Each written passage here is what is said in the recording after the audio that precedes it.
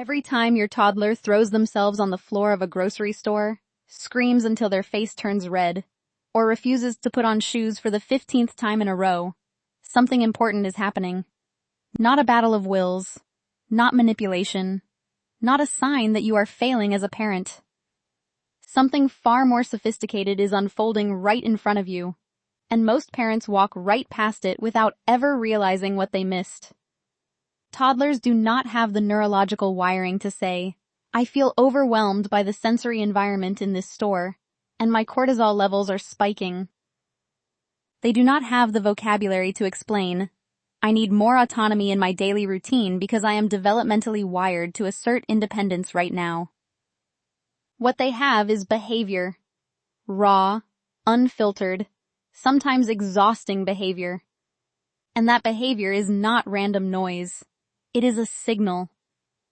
Think of your toddler as a highly sophisticated feedback system. Every tantrum, every refusal, every clingy moment, every inexplicable burst of aggression is data being transmitted directly to you. The problem is that most parents have never been given the decoder. Instead, they have been handed labels. Defiant, difficult, strong-willed, manipulative. These labels shut down curiosity and replace it with control. And the moment you stop being curious about your child's behavior, you stop being able to actually respond to what they need. Behavioral science, specifically the framework of operant conditioning, gives us a radically different lens. Your child is not acting out because they are bad. They are acting out because the system around them is either working or it is not.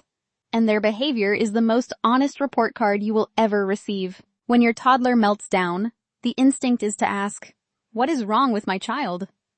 The better question is, what is wrong with the environment or the routine right now?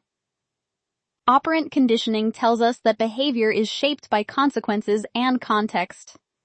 When a child consistently melts down at the same time of day, in the same types of situations, or around the same triggers, they are not being difficult. They are showing you a pattern. A 2-year-old who collapses every single evening before dinner is not manipulating you. They are running on an empty tank, overstimulated, under-rested, and hitting a wall that their nervous system cannot climb over. The meltdown is the system failure report. It is your toddler saying, in the only language available to them, that something in the structure of their day is not meeting their biological needs. Most parents respond by trying to stop the meltdown. The smarter move is to read it. Track when it happens. Track what came before it.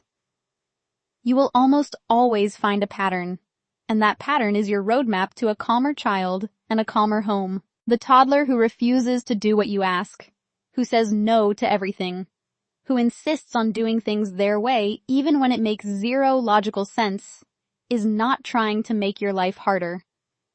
They are making a developmental announcement. Between the ages of 1 and 3, the human brain is undergoing a massive surge in the development of autonomy and self-concept. Your child is literally discovering that they are a separate person from you, with their own will, their own preferences, and their own power. Defiance is not a character flaw. It is a milestone. The child who never pushes back, who always complies, who never asserts their will, is actually the child worth paying closer attention to. Healthy defiance in toddlerhood is a sign of a developing sense of self. The signal your toddler is sending when they dig their heels in is this: I need to feel like I have some control over my world. The solution is not to overpower them. It is to offer structured choices that give them genuine agency within safe boundaries. 2 options, both acceptable to you, both chosen by them. That small shift changes the entire dynamic. The toddler who will not let you leave the room, who cries every time you put them down, who follows you from space to space like a small shadow, is not spoiled. They are running an attachment check. Attachment theory and behavioral science intersect here in a powerful way. Young children are biologically wired to use their caregiver as a secure base.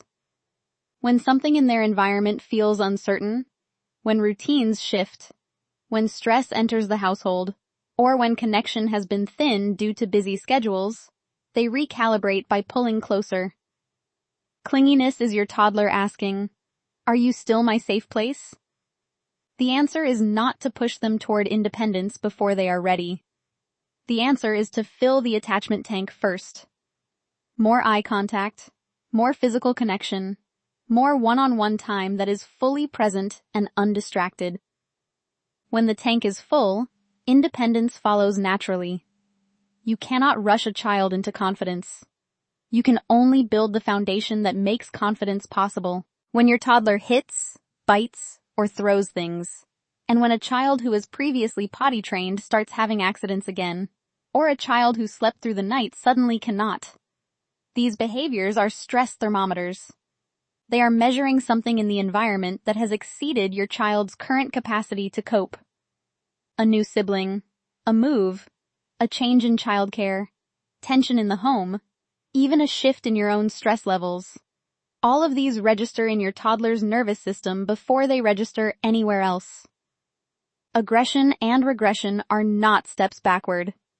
They are honest readings of an internal temperature that has gotten too high. Your job is not to punish the thermometer. Your job is to lower the temperature. More predictability, more connection, more patience with a nervous system that is still, after all, only 2 or 3 years old. When you stop seeing your toddler's behavior as something to fix and start seeing it as something to understand, everything changes. The meltdowns do not disappear overnight, but your relationship with them does. And that shift, that single change in perspective, is where real parenting begins.